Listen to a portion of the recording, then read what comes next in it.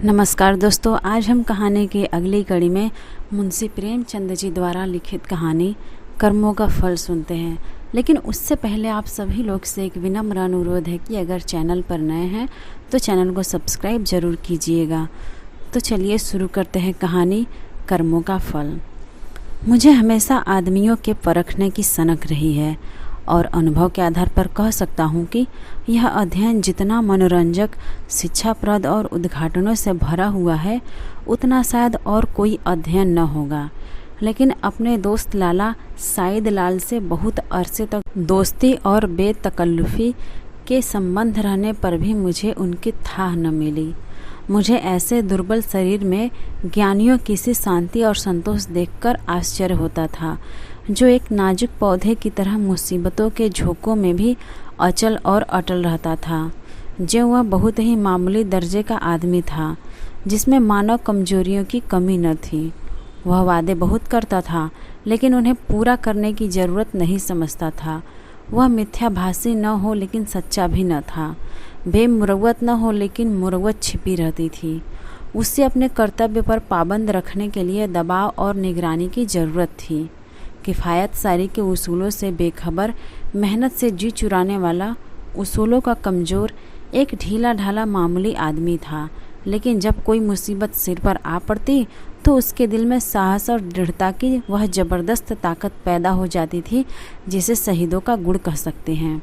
उसके पास न दौलत थी न धार्मिक विश्वास, जो ईश्वर पर भरोसा करने और उसकी इच्छाओं के आगे सिर झुकाने का स्रोत है। एक छोटी सी कपड़े की दुकान के सिवाय कोई जीविका न थी। ऐसी हालातों में उसकी हिम्मत और दृढ़ता का सोता कहाँ छिपा हुआ है, वहाँ तक मेरी अन्वेषण दृष्टि नहीं पहुँचती थी। बाप के मरते ही मुसीबतों ने उस पर छापा मारा। कुछ थोड़ा सा कर्ज विरासत में मिला, जिसमें बराबर बढ़ते रहने की आश्चर्यजनक शक्ति छिपी हुई थी। बेचारे ने अभी बरसी से छुटकारा नहीं पाया था कि महाजन ने नालिश की और अदालत के तिलस्मी अहाते में पहुँचते ही यह छोटी सी हस्ती इस तरह फूली जिस तरह मशक फलती है। डिग्री हुई। जो कुछ जमा जथा थी, बर्तन भाड़े, हांडी तवा, उसके गहरे पेट में समा गए। मकान भी न बचा। बेचारे मुसीबतों के मारे साईं दयाल का अब कहीं ठिकाना न था। कौड़ी कौड़ी को मोहताज, न कहीं घर न बार। कई दिन तक फाके से गुजर जाते। अपनी तो खैर उन्हें जरा भी फिक्र न थी, लेकिन बीवी थी, 2-3 बच्चे थे, उनके लिए तो कोई न कोई फिक्र करनी पड़ती थी। कुनबे का साथ और यह बेसरो सामानी का बड़ा दर्दनाक दृश्य था। शहर से बाहर एक पेड़ की छांव में यह आदमी अपनी मुसीबत के दिन काट रहा था। सारे दिन बाजारों की खाक छानता। मैंने एक बार उस रेलवे स्टेशन पर देखा। उसके सिर पर एक भारी बोझ था। उसका नाजुक सुख सुविधा में पला हुआ शरीर पसीना पसीना हो रहा था। पैर मुश्किल से उठते थे। दम फूल रहा था, लेकिन चेहरे से मर्दाना हिम्मत और मजबूत इरादे की रोशनी टपकती थी। चेहरे से पूर्ण संतोष झलक रहा था। उसके चेहरे पर ऐसा इत्मीनान था जैसे यही उसका बाप दादों का पेशा है। मैं हैरत से उसका मुंह ताकता रह गया। दुख में हमदर्दी दिखलाने की हिम्मत न हुई। कई महीने तक यही कैफियत रही। आखिरकार उसकी हिम्मत और सहन शक्ति उसे उस कठिन दुर्गम घाटी से बाहर निकाल लाई। थोड़े ही दिनों के बाद मुसीबतों ने फिर उस पर हमला किया। ईश्वर ऐसा दिन दुश्मन को भी न दिखलाए। मैं 1 महीने के लिए बम्बई चला गया था। वहाँ से लौटकर उससे मिलने गया। वह दृश्य याद करके आज भी रोंगटे खड़े हो जाते हैं और दिल डर से कांप उठता है। सुबह का वक्त था। मैंने दरवाजे पर आवाज़ दी और हमेशा की तरह बेतकल्लुफ़ अंदर चला गया। मगर वहाँ साईं दयाल का वह हंसमुख चेहरा, जिस पर मर्दाना हिम्मत की ताजगी झलकती थी, नज़र न आया। मैं 1 महीने के बाद उनके घर जाऊं और वह आंखों से रोते लेकिन होठों से हंसते दौड़कर मेरे गले लिपट न जाए, ज़रूर कोई आफत है। उसकी बीवी सिर झुकाए आई और मुझे उसके कमरे में ले गई। मेरा दिल बैठ गया। साईं दयाल एक चारपाई पर मैले कुचैले कपड़े लपेटे, आंखें बंद किए पड़ा दर्द से करा रहा था। जिस्म और बिछौने पर मक्खियों के गुच्छे बैठे हुए थे। आहट पाते ही उसने मेरी तरफ देखा। मेरे जिगर के टुकड़े हो गए। हड्डियों का ढांचा रह गया था। दुर्बलता की इससे ज़्यादा सच्ची और करुणा तस्वीर नहीं हो सकती। उसकी बीवी ने मेरी तरफ निराशा भरी आंखों से देखा। मेरी आंसू भर आए। उस सिमटे हुए ढांचे में बीमारी को भी मुश्किल से जगह मिलती होगी। जिंदगी का क्या जिक्र। आखिर मैंने धीरे पुकारा। आवाज़ सुनते ही वह बड़ी बड़ी आंखें खुल गई, लेकिन उनमें पीड़ा और शोक के आंसू न थे। संतोष और ईश्वर पर भरोसे की रोशनी थी। वह पीला चेहरा, आह वह गंभीर संतोष का मौन चित्र, वह संतोषमय संकल्प की सजीव स्मृति। उसके पीलेपन में मर्दाना हिम्मत की लाली झलकती थी। मैं उसकी सूरत देखकर घबरा गया। क्या यह बुझते हुए चिराग की आखिरी झलक तो नहीं है? मेरी सहमी हुई सूरत देखकर वह मुस्कुराया और बहुत धीमी आवाज़ में बोला, तुम ऐसे उदास क्यों हो? यह सब मेरे कर्मों का फल है। मगर कुछ अजीब बदकिस्मत आदमी था। मुसीबतों को उससे कुछ खास मोहब्बत थी। किसी उम्मीद थी कि वह उस प्राणघातक रोग से मुक्ति पाएगा। डॉक्टरों ने भी जवाब दे दिया था, मौत के मुंह से निकल आया। अगर भविष्य का जरा भी ज्ञान होता तो सबसे पहले मैं उसे जहर दे देता। आह, उस शोकपूर्ण घटना को याद करके कलेजा मुंह को आता है। धिक्कार है इस जिंदगी पर कि बाप अपनी आंखों से अपने इकलौते बेटे का शोक देखे। कैसा हंसमुख, कैसा खूबसूरत होनहार लड़का था, कैसा सुशील, कैसा मधुरभाषी। जालिम मौत ने उसे छांट लिया। प्लेग की दुहाई मची हुई थी। शाम को गिल्टी निकली और सुबह को कैसी मनहूस अशुभ सुबह थी। वह जिंदगी सवेरे के चिराग की बुझ गई। मैं उस वक्त उस बच्चे के पास बैठा हुआ था और साई दयाल दीवार का सहारा लिए हुए खामोश आसमान की तरफ देखता था। मेरी और उसकी आंखों के सामने जालिम और बेरहम मौत ने उस बच्चे को हमारी गोद से छीन लिया। मैं रोते हुए साई दयाल के गले से लिपट गया और सारे घर में कोहराम मचा हुआ था। बेचारी माँ पछाड़े खा रही थी। बहनें दौड़ दौड़कर भाई की लाश से लिपटती थी और जरा देर के लिए ईर्ष्या ने भी संवेदना के आगे सिर झुका दिया था। मोहल्ले की औरतों को आंस बहाने के लिए दिल पर जोर डालने की ज़रूरत न थी। जब मेरे आंसू थमे तो मैंने साईं दयाल की तरफ देखा। आंखों में तो आंसू भरे हुए थे। आह, संतोष का आंखों पर कोई बस नहीं, लेकिन चेहरे पर मर्दाना दृढ़ता और समर्पण का रंग स्पष्ट था। इस दुख की बाढ़ और तूफानों में भी शांति की नया उसके दिल को डूबने से बचाए हुए थी। इस दृश्य ने मुझे चकित नहीं, स्तंभित कर दिया। संभावनाओं की सीमाएं कितनी ही व्यापक हों, ऐसी हृदय द्रावक स्थिति में होश हवास और इत्मीनान को कायम रखना उन सीमाओं से परे है। लेकिन इस दृष्टि से साईं दयाल मानव नहीं, अति मानव था। मैंने रोते हुए कहा, भाई साहब, अब संतोष की परीक्षा का अवसर है। उसने दृढ़ता से उत्तर दिया, हाँ, यह कर्मों का फल है। मैं एक बार फिर भौचक होकर उसका मुंह ताकने लगा। लेकिन साईं दयाल का यह तपस्वियों जैसा धैर्य और ईश्वर इच्छा पर भरोसा रखना, अपनी आंखों से देखने पर भी मेरे दिल में संदेह बाकी थे। मुमकिन है जब तक चोट ताजी है सब्र का बांध कायम रहे, लेकिन उसकी बुनियादें हिल गई हैं, उसमें दरारें पड़ गई हैं। वह अब ज़्यादा देर तक दुख और शोक की जहरों का मुकाबला नहीं कर सकता। क्या संसार की कोई दुर्घटना इतनी हृदय द्रावक, इतनी निर्मम, इतनी कठोर हो सकता है? संतोष और दृढ़ता और धैर्य और ईश्वर पर भरोसा, यह सब उस आंधी के समान घास फूस से ज़्यादा नहीं। धार्मिक विश्वास तो क्या, अध्यात्म तक उसके सामने सिर झुका देता है। उसके झोंके आस्था और निष्ठा की जड़ें हिला देते हैं। लेकिन मेरा अनुमान गलत निकला।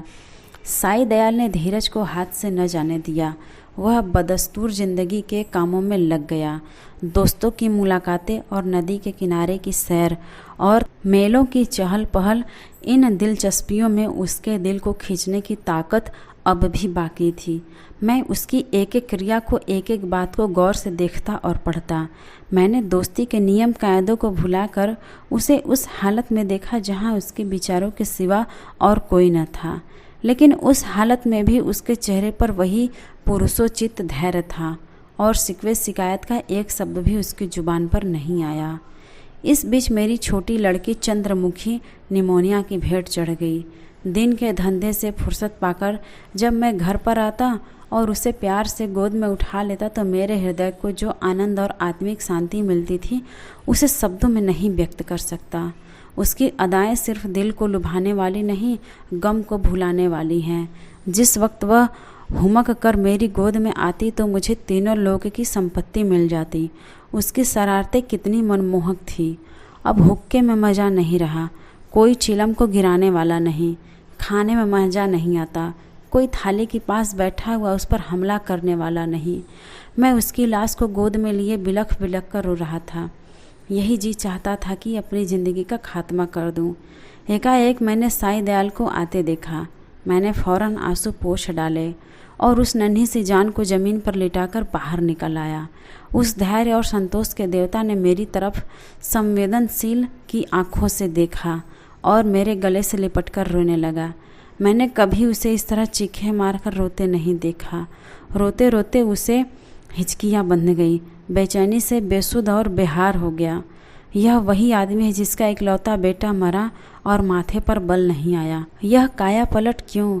इस शोकपूर्ण घटना के कई दिन बाद, जबकि दुखी दिल संभलने लगा, एक रोज़ हम दोनों नदी की सैर को गए।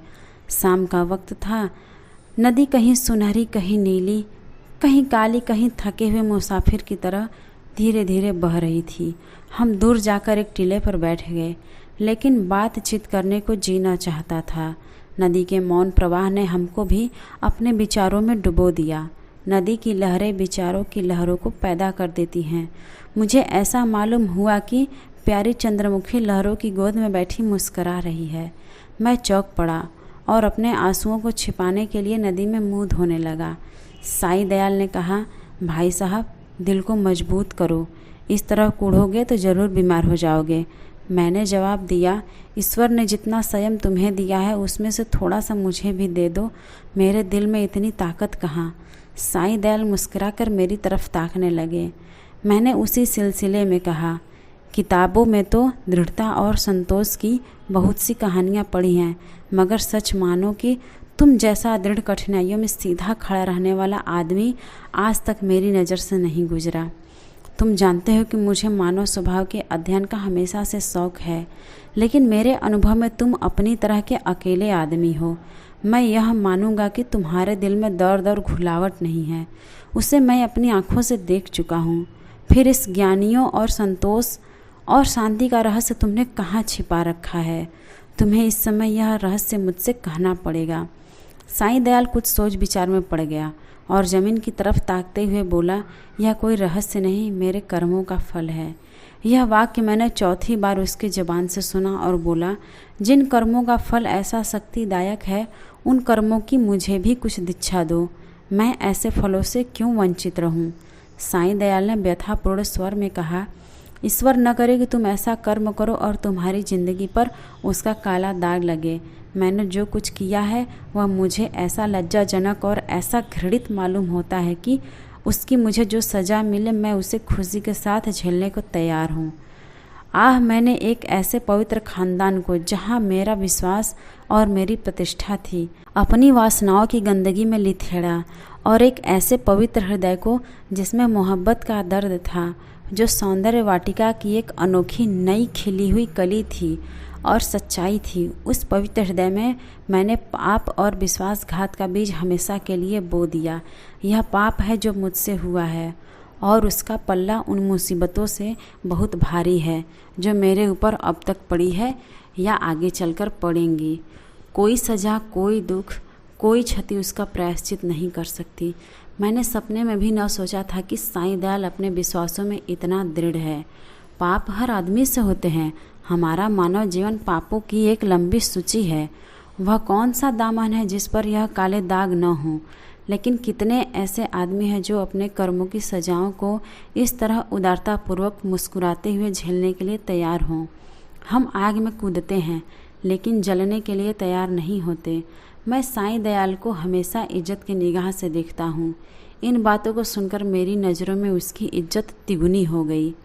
एक मामूली दुनियादार आदमी के सीने में एक फकीर का दिल छुपा हुआ था, जिसमें ज्ञान की ज्योति चमकती थी। मैंने उसकी तरफ श्रद्धापूर्ण आँखों से देखा और उसके गले से लिपटकर बोला, साईं दयाल, अब तक मैं तुम्हें एक दृढ़ स्वभाव का आदमी समझता था, लेकिन आज मालूम हुआ कि तुम उन पवित्र आत्माओं में हो जिनका अस्तित्व संसार के लिए वरदान है। तुम ईश्वर के सच्चे भक्त हो और मैं तुम्हारे पैरों पर सिर झुकाता हूँ। तो आज की ये मुंशी प्रेमचंद जी द्वारा लिखित कहानी कर्मों का फल आपको कैसी लगी कमेंट्स करके ज़रूर बताइएगा। और अगर चैनल पर नए हैं तो चैनल को सब्सक्राइब ज़रूर कीजिएगा और अपने दोस्तों को भी शेयर कीजिएगा।